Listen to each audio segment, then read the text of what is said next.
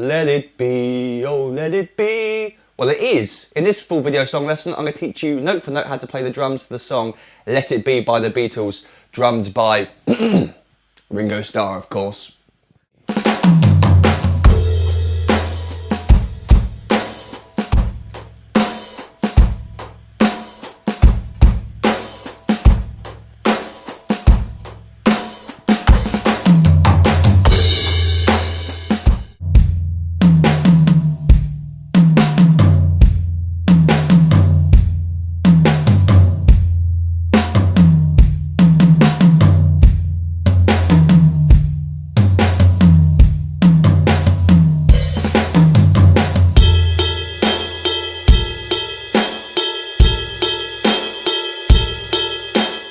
Starting on the and beat 3, we play 6 notes, right, left, left, right.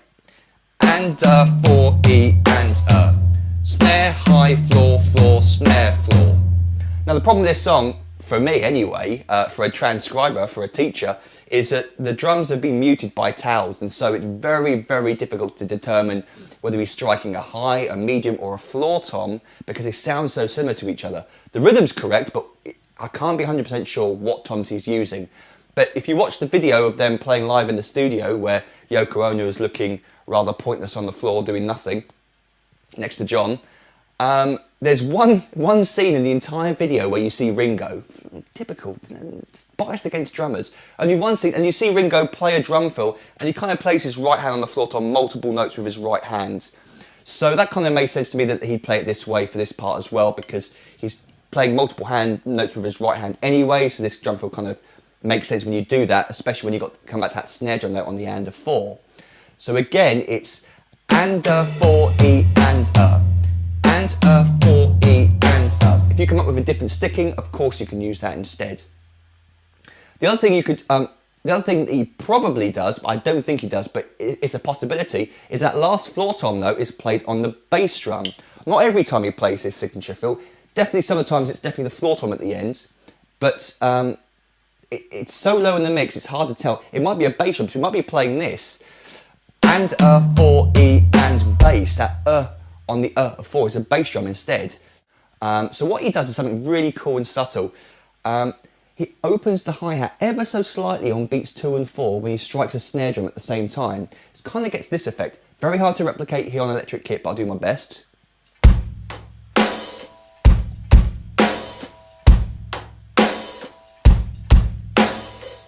Really open and close very slightly.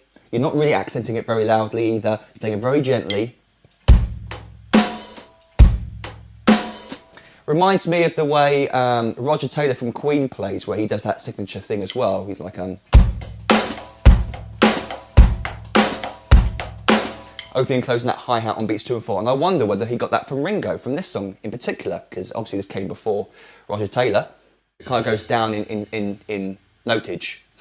Down in pitch. That's the correct term. You can tell I'm a drummer and not a real musician. He might play this at the end of beat 1.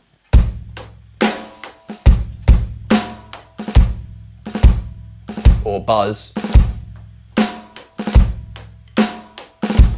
Very, very hard to hear.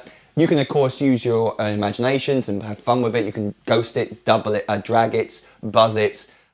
So then we move on to verse 4 and we get this overdub tom-tom part of the song. I guess you could kind of call it like Ringo's little drum solo.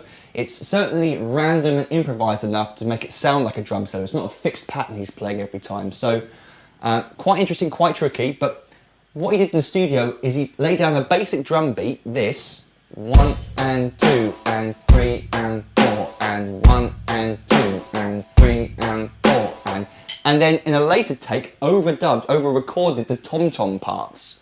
To create like a layered effect. What we got is we've got 8 bars and each bar is very, very different to each other. Great. Nice one, Ringo. Nice and random for us to learn.